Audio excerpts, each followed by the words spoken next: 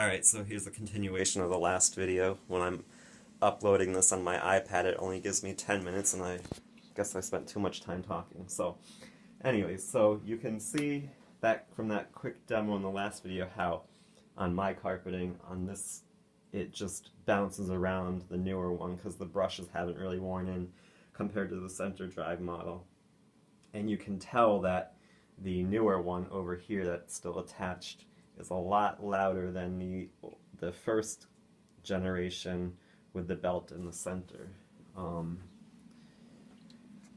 So I mean, I think people make these things harder to use than they really are. My biggest tip would be to store your basin. I mean, it depends on the layout of your house, but for me, I store it in the closet and I just grab it when I take the whole machine out. I kind of have I have it down pat where I can take everything in one trip. I've got it like in one of my fingers. I hold the basin and I grab the power nozzle with the other hand, and then I just pull at the unit with the hose. And I can do it if I don't even pull it. I've got it where I can pick everything up and just put the basin under my arm. So you just have to use some common sense and figure it out. And some people don't have the dexterity, I guess, so they'll have to make another trip. But you can also just leave it in your bathroom or under a kitchen sink, wherever there's water. And I actually like to use the bathtub to fill it up, because typically a bathtub, if you have one, the flow coming out of the faucet of the bathtub is a lot faster than the flow coming out of a faucet in a bathroom or a kitchen, what have you. So you're able to fill up the 2-quart pan a lot quicker. So, also adding to taking time off of the whole setup procedure.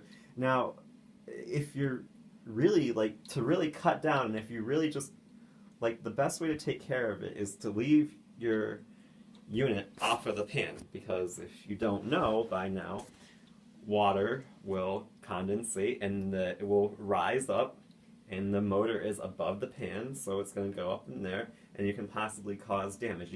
It can start to stink, and you can also destroy the bearings, and it's just not good. Hence why on the basin itself, which I think they need to highlight more in America, it needs to be written in fluorescent, store off the unit, because people still keep it on there.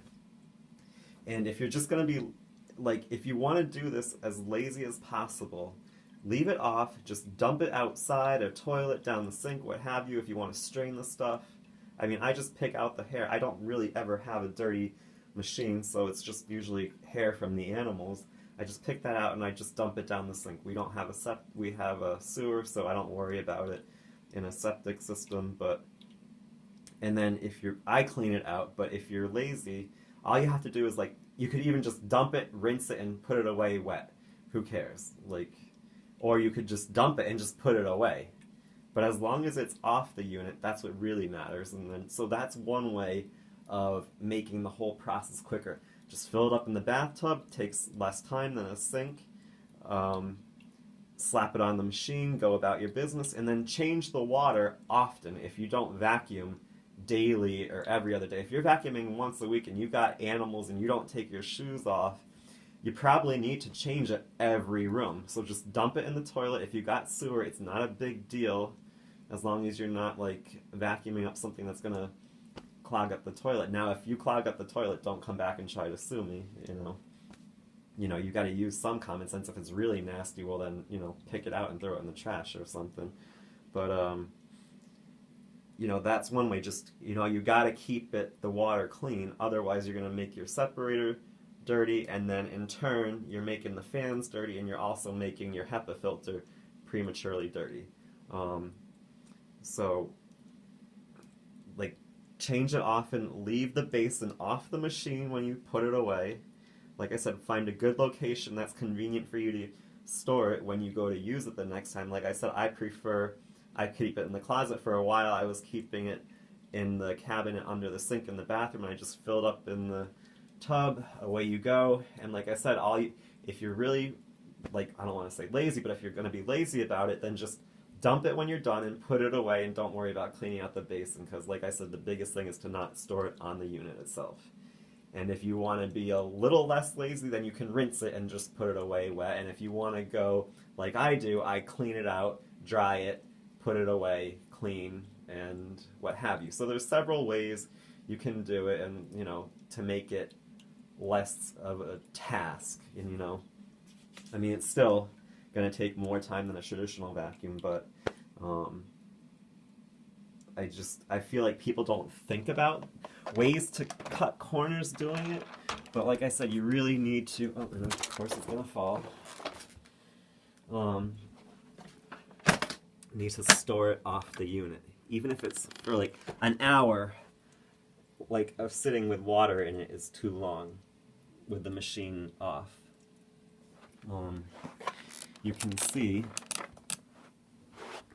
how clean my separator is after 5 years of, you know, moderate use. So, and that's because, well, it's because my house is clean. Not to brag, but it is. But if it wasn't, if I knew I was in a dirtier house, I would change the water really often. You have no excuse not, have no reason to not see it when the basin is illuminated. You know, when you turn it on with clean water, that's your gauge. So you can go by that, and you just keep looking back at it and see if it's starting to slow down in there or turn dirty, then you need to change it. So, you know, I mean, even if you don't do that, you know, I guess, I know they still take a beating, and they deal with people neglecting them like that, but still, like, it just helps your machine run better, and then you're not building up nastiness inside the machine and causing premature wear. So, anyways, went on a little bit of a rant there.